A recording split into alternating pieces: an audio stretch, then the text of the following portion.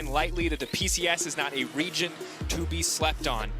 Everyone's hopes and dreams on the side of NA, on the side of TL, rests on this matchup. Unfortunately, you never remember the losers when it comes to Worlds. It is all about victory or nothing. This match is reminding us to remember the name. And will it be Machi playing spoiler, or will it be TL making one of those classic Week 2 miracle runs? Now, heading into this, TL on blue side, I do want to talk back to the bans that G2 had on blue side, which was Volibear, Syndra, and Set against Machi. Kind of their bread and butter staple has been that Syndra Volibear 2v2 mid, but already you can see them kind of twisting this by banning away the Camille from PK, a guy who has played carries but doesn't look nearly as good on them as he does on the more traditional tanks. Potentially looking to set Impact up for comfort. We saw how good his Malphite was in the previous game after he was able to weather the storm of the Jace early on. But the Set taken away. Do not want to give that one over to Jensen. The Twitch as well. And this draft is going to be wildly different from what we saw the first time these two teams played against each other. Can't imagine we'll have another Caitlyn Lux bottom lane with no other engaged sources this time around. But eyes still on the jungle matchup, especially where Gemini was able to shut Jensen down early on and Mission able to build a massive laning lead. Yeah, and as this might be, or excuse me, will be the last time that we'll see Machi. Just quickly going into them, Gemini is really the make or break for this team right now. A lot of the aggression really centers on what he's able to get done, and Tandem especially with Mission. I feel like Mission's kind of their clutch player. Gemini is the hinge on which their success swings, and then you have newcomer Bruce, who has a tendency to tilt a little bit, sometimes fall off, and PK, who can look good on the Mordekaiser sometimes, but usually should be on those tanks. So Machi came to play and to remind us of the spirit of the LMS, even in the PCS. Absolutely did. Of course, Impact taking his time on this one, debating what the options are. Syndra will be the first pick, lock in. Jensen willing to take a blind pick matchup here just to make sure that the rest of his team is comfortable, prioritizing that champion very highly. Yeah, and I think, again, you know, very dedicated draft from TL that's really respecting what Machi has shown in this tournament, which is Volibear and Syndra as kind of like the two primary champions for them. So the fact that something like an Ornn was left open and they picked the Syndra just says, hey, we're going to deny Gemini and Mission their comfort picks, and we think if we push them off of that, that we can beat them in the long run. And the other big thing here is that usually when we see teams play up against TL, they ban 2 or 3 of Impact's comfort blind picks, usually the Ornn, the Shen, the Mordekaiser, some combination of those 3. This time, none of those champions are banned. So Impact has his pick of the litter. Yes, the Ornn is taken away. He can go for the Mordekaiser if he wants. Can also opt for the Shen. Pretty strong early lane matchup once you do have that Spirit's Refuge. But the Lee Sin, the final pick that we would put in Brox's comfortable wheelhouse, I think it's safe to say, even after the Lilia game that we saw in the previous match, has now been taken away. Gemini will get his hands on the Lee Sin, a jungler who can impact the early game that we've seen Gemini do so many times. And that's the big thing for me, Dracos. It's the fact that Gemini is sticking true to his wheelhouse. He is a ganking-oriented jungler. He is playing for his lanes. They are not playing for him, and it's about making those things get done in the early game. So it's not the Volibear, but like you said, he can still do the damage on the Lee Sin. And there's the impact special I wanted to see. I'm going to be honest, folks.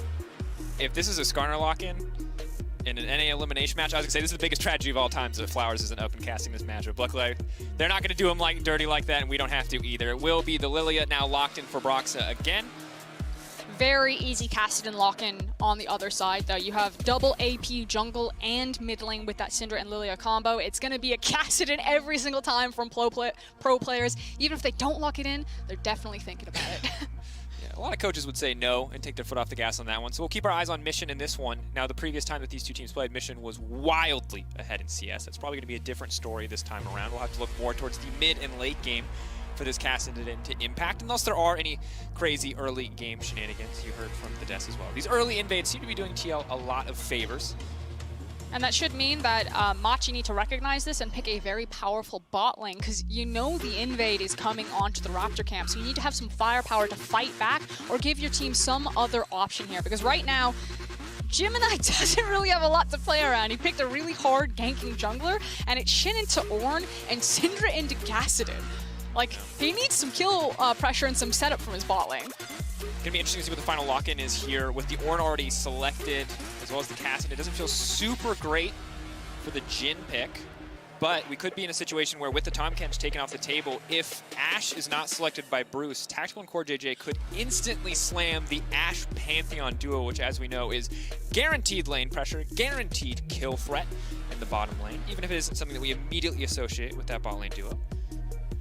You called it, Dracos. The Ashe hover right now as the pool has been very pinched. Tactical looked very comfortable on the Jhin last game, probably the best Jhin performance that we've seen from Worlds so far.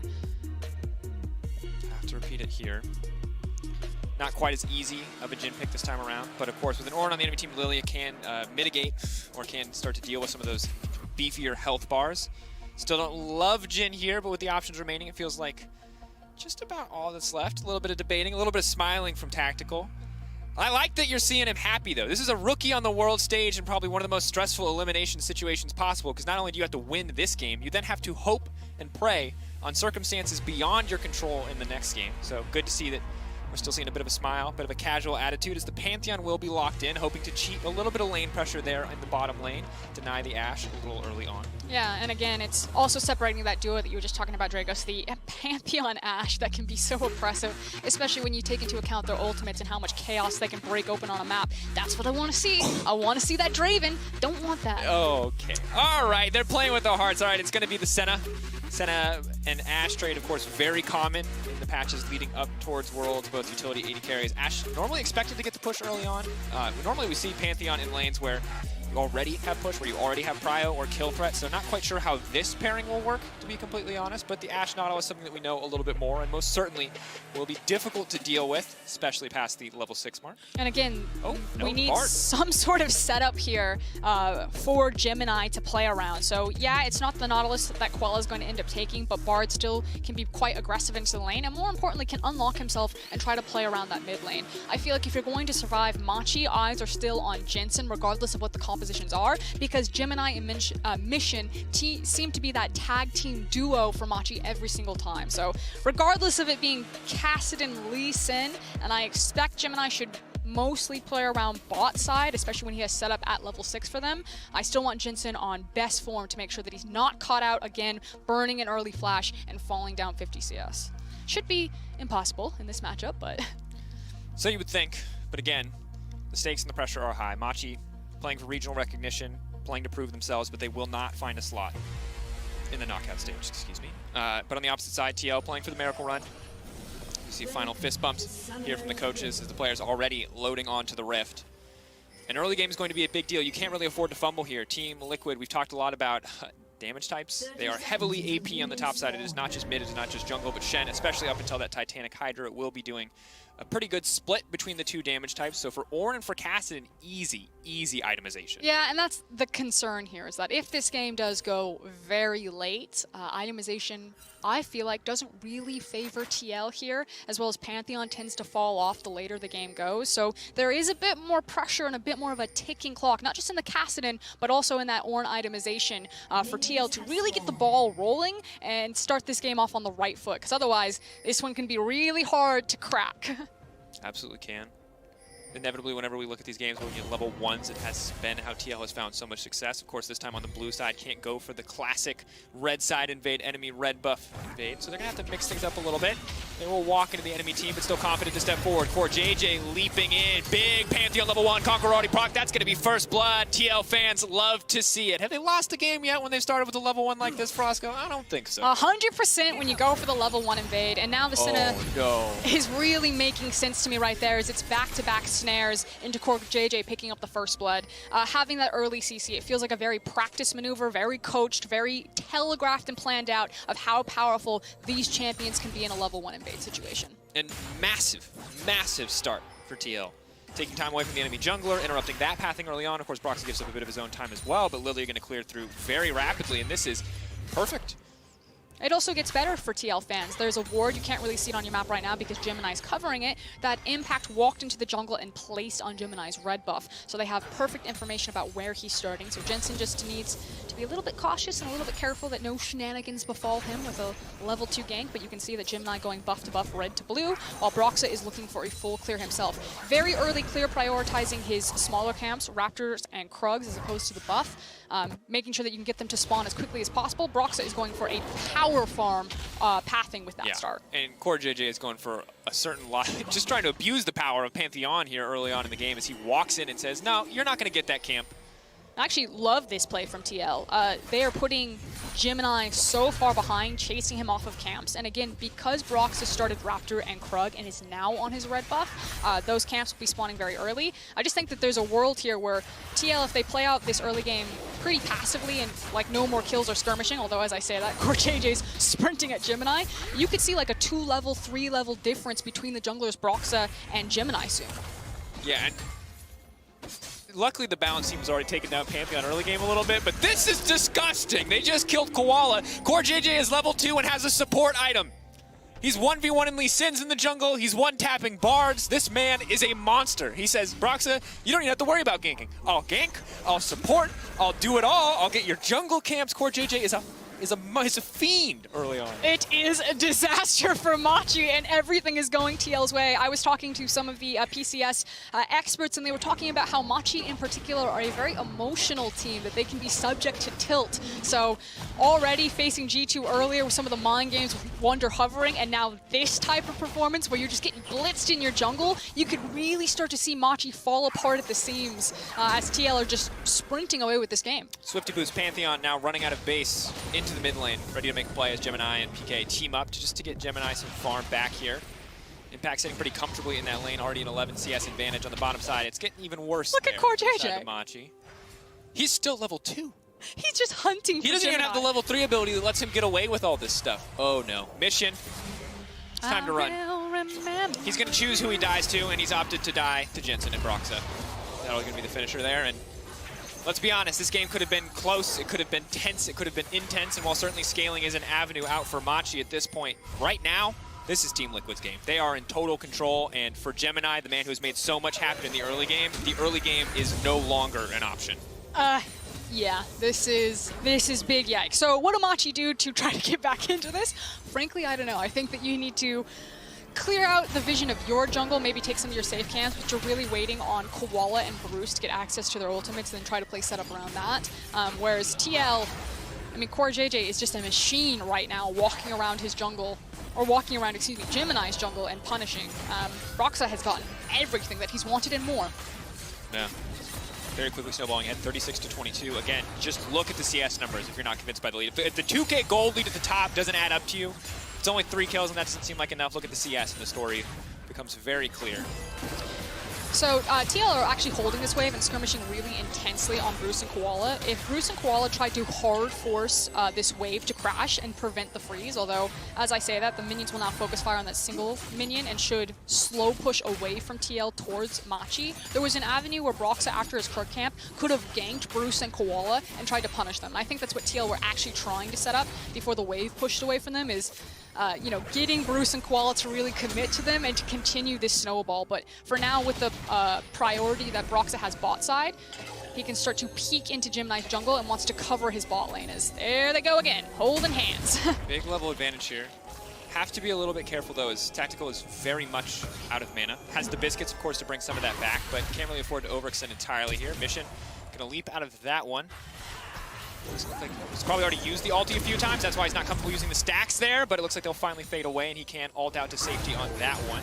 Now the engage coming into the bottom side. Tactical potentially in trouble, but Core JJ now looking to turn it. Not a lot of mana left, but he's still got enough for the piercing darkness. We'll step forward, and again, Machi trying to find plays, trying to find something, but ending up empty-handed. Trying to brute force something through the lane phase, but Tactical and Core JJ just make him hit a brick wall, and even 3v2 in this situation will get the wave to crash and a nice back for themselves. And Broxa, now that he knows where Gemini is, can take the Raptor camp. You can see that PK's been pulled. He can also maybe try to take the Kassadin, but PK is going to be able to do a lot of damage here, Ornn-based damage. Pretty disgusting. The Sleep now coming in. The Shen could be coming in as well. They're going to let that one nap, and now they're going to follow through, and that's going to be it. Top lane dead as well. And again, no matter what Machi tried to do, Team Liquid have been one step ahead this entire game. And Core JJ is about to get on it too. They're looking for a dive. Impact. Binding's going to connect, but the Shen can just taunt to the wall. They're immediately going to leap onto the Kassadin. Mission has no mana. That's going to be it. Jet's going to pick up that one on the backside, and Core JJ now running to safety. Impact potentially in trouble here, getting lower and lower. Pull the blade through. No, instead flash out to safety. But TL, this is absolute dominance. 13.5K to 9.8 on the opposite side. 5 kills to 0. This is a smash. And this is what North American fans wanted to see. And yes, it is the PCS, a technically emerging region, even though this roster is really bringing the ghost of G-Rex, the ghost of the LMS to it. You know, you still hold that North America, no matter what you say, they're the 4th best region. But you need this type of domination. You know, when it is a region that is a major region versus an emerging region, you want them to really muscle it out. And TL doing NA fans proud for the first 8 minutes of this game. 8 minutes, Dracos. And that's it. Look at that gold lead. I know. I'm blown away. This is an incredible performance. I wish we could have gotten a replay. So I was waiting for the replay hopefully to come up, but the sleep timing, the fact that Broxa didn't break the sleep and allowed Impact to channel the full Shen ultimate. I mean, so he calls the Forge God. Oh, it was so good. And then he doesn't pick up, and then he doesn't say anything when the Forge God picks up the phone. Frankly, it's rude. You can't just fall asleep, but like, the narcolepsy action happening over here for PK is very inconvenient for Machi. All I can think of now is ring, ring, ring, ring, ring. That's all it is. Banana. It's a 1-800 number. You just call it any time, at least when he gets to level 16. For now, though, he's going to have to wait a little bit. Mission can sit, admittedly, obviously the lead for Jensen here is very big, but Mission shouldn't have too much of a hard time staying in lane 1v1 at least. Catalyst and just base magic reduction coming in from Cassidy is enough for him to at least hold on. Yeah, the question is this ginormous lead, this lead big enough for TL, again, against kind of the ticking clock of itemization for Machi that we were talking about earlier on. Now, good news for Machi fans is that you finally have level 6 on Bruce. Koala is soon to follow, and so there's more options than for Gemini to play through his bot lane with setup, as Gemini should just be power farming his jungle until he also gets to level 6, and then maybe you're either looking for skirmishes around the Kassadin, or using that TP when it comes back up for PK and trying to play around bot side. But for TL fans, everything is going according to plan. You are dominating in your lane phases. Broxa is creating that healthy lead. You can see level 7 to level 6 that Gemini has just ticked over. And now Broxa also prioritizing the Herald with the priority that he has in top and mid. And the lead's not getting any smaller, Roscoe. And the wards, while they will spot out Broxa doing this, there's really no tools to contest. PK can't really do much in the individual one-for-one trades. It's only going to get harder when the Titanic Hydra starts to come through. Also, optimizing for this much armor early on is maybe a little questionable. Fine, I guess, in the context of 1v1. Not quite as good when the jungler wants to rear his head on the top side of the map, but that's going to be a big ult in the mid lane. It happened so fast we couldn't even catch it. Just the tail end. Whiplash for the observers right there. So, taking stock of the map, Machi have traded the Mountain Dragon for the Herald, as well as, I think, a plate for Jensen and Mission's life right there. So, probably not the greatest thing. As the observers, we're going to get the replay. Yeah, it's a Scout of the Week into Senna Ultimate into Syndra Ultimate. That's a lot of damage when the Syndra is 3-0-1. Well, it was 2-0-1, I suppose, at the time. Unstoppable now. Impact, of course, playing this matchup flawlessly. The only thing you really care about as a Shen is the brittle proc, obviously a big chunk of damage. And luckily for you, you have this ability called Spirit's Refuge that blocks all the damage. So things pretty easy. And if the numbers at the top of the screen don't tell you enough of a story of what's happening here in the game, certainly these big blue bars will tell you all you need to see. Okay, but you can see it coming. They've got Koala, he's got Ultimate. This is it. This is their moment for Machi to maybe get something back. Impact. Still pretty tanky. Is he close enough to the wall to find the stun? Kick back through. Impact is going to get locked up and should get taken down here. Gemini going to find that kill. That's the start for Machi. We're on the board for Machi. Now, that said, what was traded across the map? Nothing. I think Syndra is pushing the wave in. Maybe she gets a plate herself, but Senna, again, pushing very slowly, although a potential dive is being set up. Impact's about to teleport possibly to that ward. Maybe Jensen TP's to it. I don't know if they need it, though. And Impact hitches a ride. Well, if they dive the tower, they want Shen. 6 seconds till he respawns. Hold on, Bruce. Help is coming. Here comes Koala. It's time to Hulk out, baby. We need Bruce Banner on the map right now if Machi are going to get anything done. Where's this arrow going to go? What's he going to hold on to? He's got to cleanse as well. They're not going to do it. Bruce. He's got stones, that boy, staying under that tower as long as he did. Was it Bruce or was it Koala that was hulking out? Yeah. TL saw Koala. They don't have any information, I believe, of where Lee Sin is, and they decide not to risk it. Instead, Broxa continuing his power farm, 102 CS. The thing is, 66. There aren't a lot of wrong choices for TL right now. They got lots of options. There's lots of options. Formerly mediocre choices are now good choices because of the lead that they're bringing to the table. They're going to do it again. Oh, going to interrupt there. Ball has just used the ult to stop the initial charge coming through, but he may cost him his life. So he's going to give up some gold and some pressure in the mid lane in exchange for a life of his own. But the tower will still drop, and now Jensen is looking for the cheeky 1v2. Mission leaping forward, trying to get a bit of damage down, but Brox is here for the backup. Any damage at all connects, and he'll be put to sleep instantly. Brox looking for the follow-up. That's going to be one sleepy Cassidy. Nope! Now he's going to go to sleep, and now the finish comes through. TL, again, Jensen unstoppable tells you everything you need to know. And you can see it written on Mission's face right there. Sits back in size, and there's just not a lot of options for Machi. We just talked about how TL have all of the options and how they want to play out this map, as this gold lead is closing in on 10K before 15 minutes. Yeah. We talked about, you know, TL completing the miracle run. This doesn't feel like a miracle. If it wasn't reliant on someone else winning a game, this would feel like a sure thing with this level of performance. TL have, in the last 2 games, just absolutely dominated. Last game, of course, felt like draft certainly helped out. But this game feels like absolute dominance from level 1 all the way through. And again, credit to TL Jad over there. I think the drafts have been really clean. I think TL are being very creative, especially with some of the flex picks that they've got, and also the pre-planned, pre-coached setups. I feel like that level 1, especially with Pantheon and Senna, with the Lilia, was really beautiful. Wait. Oh no, did he mess up the timing? Oh no, he messed up the timing! I was like, how does Syndra kill the tower that fast? Oh, that's brutal. Oh no. It's a disaster. Okay, if anything else wasn't a tilter before this, that was a tilter, folks. Ooh, and now we have priority in mid lane. So Jensen's going to walk into Fog of War and apply so much pressure to bot side. Bruce and Quella were like, peace! We can't defend that tower! All they've got is tried this 4-man dive onto Impact. This is Machi's moment. This is the play that they have, because bot lane is owned by TL. Taunt already coming through. The kickback, though, not quite going the way that they wanted to go, but ooh, gonna predict the flash coming in from Impact, and maybe they can finish this one, but that's Spirit's Refuge. That's the Bard ult now coming in. They are gonna be able to finish that kill. It costs them damn near everything, but that's at least something back for Machi. Yeah, and the wave is coming in, so they may be able to tie up the tower, but TL can push this all the way through and get some damage onto mid tower, or possibly even just dive mid lane itself. Jensen is so powerful. There's nothing Mission can do, so TL still managing to trade up across the map. TL is continuing to push forward. They'll give up a tower. They're going to break tier 2 mid here. Of course, things are only going to get more difficult for Machi as we move forward, because we're now going to see the Umbral Glaive come out from Pantheon on top of the sweepers, and there will essentially be no safe space left for Machi. They are praying for Team Liquid to take an early inhibitor so they can at least get some gold back. And the really big issue is going to be these lane assignments, as I'll hold it though, because TL may be looking for some picks right before they fall to Infernal. Don't think Machi are going to expose themselves, and so Machi should just wave the white flag here, give away the Infernal. They're not in a position to try to fight for this one. So back to my lane assignment point. You have Cassidy, and he's 0-4-0. He has a really nice necklace. It's got a good pendant, some nice shoes. Catalyst. Look, yeah. Now he's got a little stick. It's not great for him. He needs a while. Yeah. But he can't really do anything in these side lanes. To be fair, we're waiting on a Rod of Ages. He's going to need like a Rod of Centuries at this point. Like we are, it's going to be a journey. Like you guys were like, oh, level 16 Cassidy, time's up. I know that's what people love to spam, but yeah, I might be level 16 Cassidy in 3 items before we really get to see Mission. It truly brings the 200 years meme to a completely different context.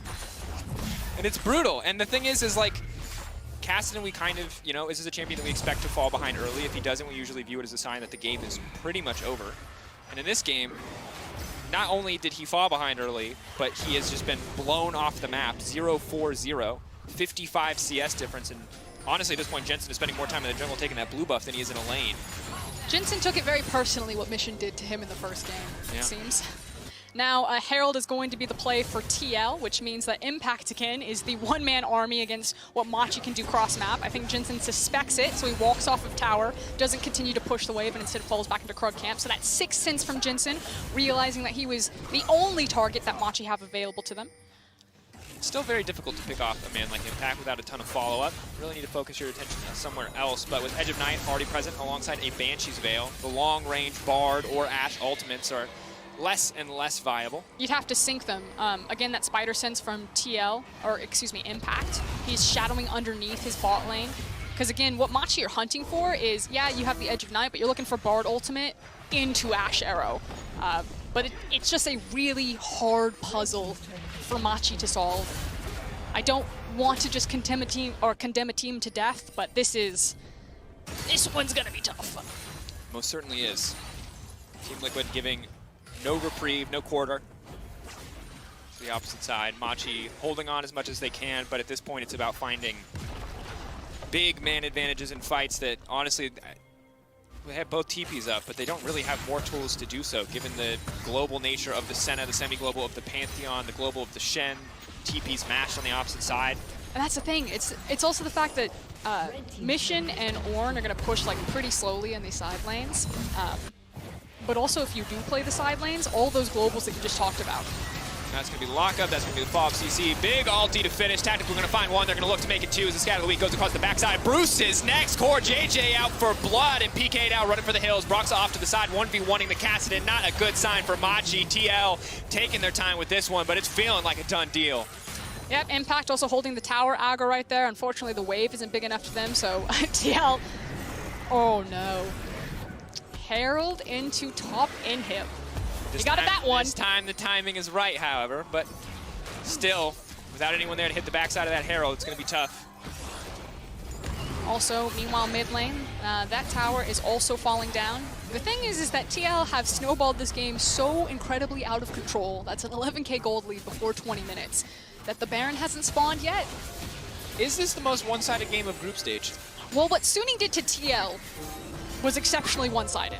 Yeah, but that was only like 2,500 early on. And that was a lot more about, you know, you don't get to see us under tower, and a lot less about we're going to kill you 12 times. I would say that this one is right up there, but I'd say statistically more dominant. We can argue about the I think it's fair to say details. that TL have participated in both of the most dominant showings that we've seen from Worlds so far. Okay, I like that. A little bit of spin. Oh, poor PK. You know it's a bad game when the Syndra has to use her ult as an afterthought and not as a primary damage tool. But at this point, the dream is alive for TL. It is a sad farewell for Machi. We'll see when the desperation kicks in and if very individually talented players can try to find some way to force on this map. Mission at least has 2 points in ultimate. And confirming that this is the highest goal difference at 15 that we have seen in a group stage game. So insanely dominant so far. Does that make it statistically the most dominant game? I think statistically, yes, but I think obviously League of Legends isn't just the numbers. Like, you can argue that someone has no chances even if they're not behind in gold, right? The invisible numbers, like scaling, etc. But regardless, you can tell the game is one-sided when we're getting into the nitpicky arguments about what it means. And Ornn really needs that Abyssal Mask. All right, reminder. If you were just watching, what this game means, it is 2-3 for TL. If they move up to 3-3 and G2 can beat Suning, TL and Suning will play a tiebreaker for second in the group. That is right, TL could make it out of groups. Now, if you are an EU fan, you also want G2 to win, not because you love NA, although that might not hurt at this point in time, but because that means G2 get first. If G2 lose to Suning, they're going to have to play Suning in the tiebreaker. And G2 in tiebreakers is shaky ground, EU fans. So right now, you're rooting for TL, and you're rooting for G2. EU and NA, united front. As we may see, united in rivalry for NA and EU here. If you're a Machi or Suning fan, if you're a Machi fan, you're having a real bad day. That's true, it's a rough day. A fly flew into your coffee, your toast was burnt. Oh, it's not good. The toast was so burnt. You didn't even get real butter. You got that fake stuff. You got margarine. They say you can't believe it's not butter. You can believe it's not butter. Broxa can't believe it's not over already. The kills are now coming through. Koala gonna get taken out here. The Ignite to finish it off. We'll get burned down. Core JJ now on a killing spree. 3-0-5. Only 2 deaths on the team, and they're coming in from Impact, and it took 4 members from Machi both times to do it. Impact and the rest of TL could look to end the game right here. A small amount of risk in that proposition, but with PK getting locked up now, not so much anymore. That's all the engage options down, all eyes on Mission, but he doesn't really have the damage to close this one out. TL, though, running out of minions quickly. Will be able to grab at least 1 tower. Stun now going in. Core JJ gonna have to back off of that one. Maybe, just maybe, Mission can start to turn this one. Have they overstayed? Bruce stepping forward, slowly chipping away, slowly whittling them down, but that's gonna be Sleepy, and that's gonna be a tactical leaping forward, but he will get taken down by the Cassidon. Gemini on the backside, Koala coming forward, big ult going down. Core JJ locked up. Cassidon most certainly will fall here. Spear going in. Core JJ living for way too long with the shutdown will come in. TL will now back off. Okay, Gemini may continue to chase, but I think he's relatively low health. So good news for Machi fans, you got 2 kills on Mission. Bad news for Machi fans, Mission almost fumbled that one with the timing on the Bard ultimate. I think it was the fadeaway Q, if I recall correctly from the cast. And we'll get another look at this one. But they will at least live to fight another day as, I mean, frankly, TL pulling a little bit of a G2 here, staying very long in the base. You talked about kind of high risk versus, low risk versus high reward. The only thing that could have gone wrong is if Cassidy picked up, I don't know, a pentakill here. Definitely would have been bad. Certainly 1 kill and a shutdown is less than ideal. And right here, you know, Mission, he goes in and just slightly mistimes it, but the fadeaway Q, yep, into a massive shutdown on Mission. This is big. Yeah, look, he's got his Roa, and now he has his Archangels. Yeah, the thing is, though, that he got that tier maybe 2 minutes ago. So we're waiting a long time for that Xerath. Listen, Mr. Glass half empty. You're right. It's a start.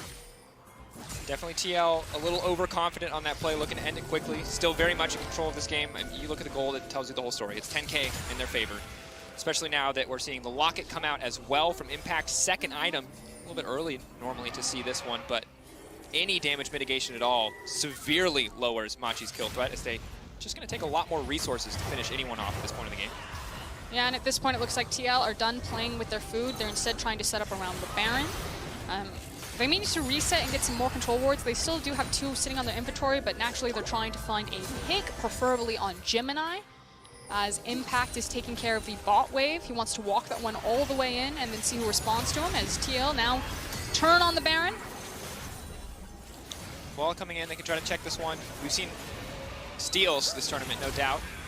42 souls coming in for Senna, so just past that second checkpoint. It is a relatively slow Baron from TL. Yeah, they don't really have a ton of sustained damage here. Brock's obviously going to chip away at it pretty rapidly, but a lot of that max health damage is heavily capped against Baron.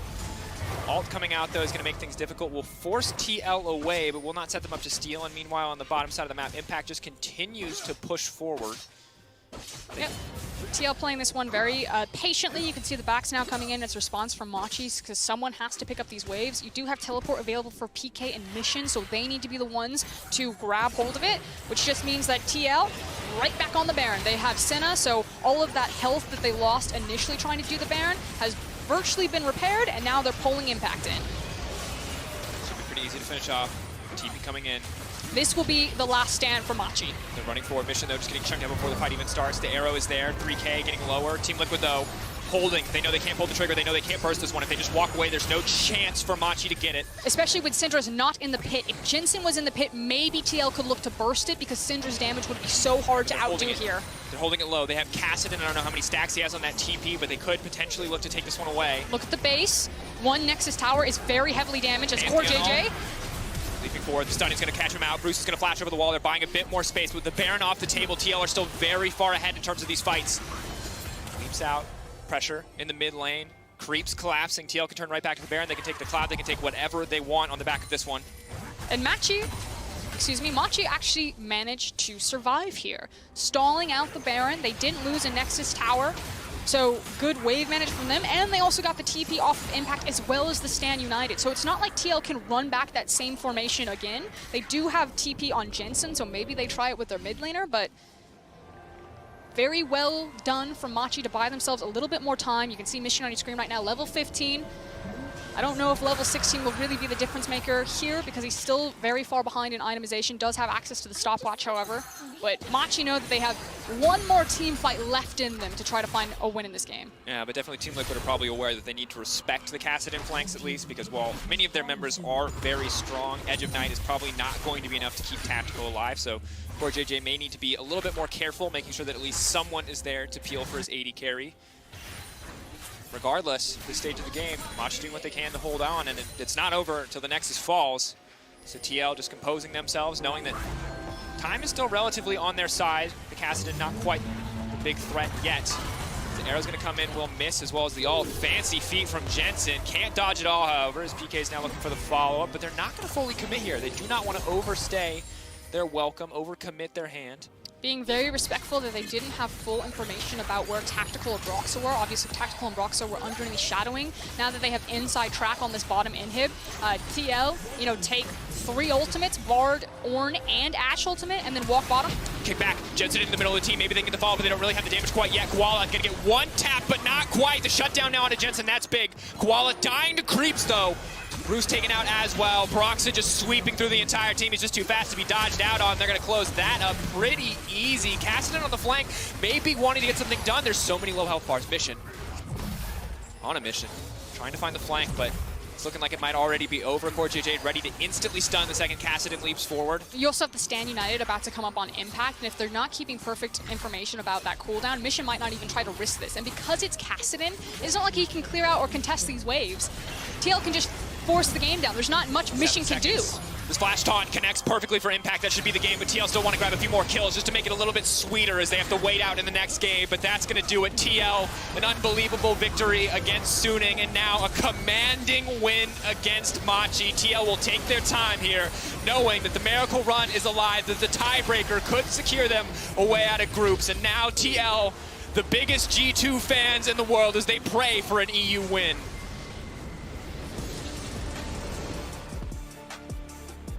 Outside of losing to G2 in the second time around, TL have done everything in their power to set themselves up to walk out of groups here. 3-3 on the day.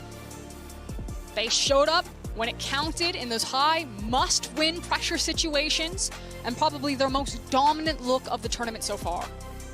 Yeah, and it just, once again, from start to finish, ludicrous how dominant TL were in that game. An incredible performance from the NA squad.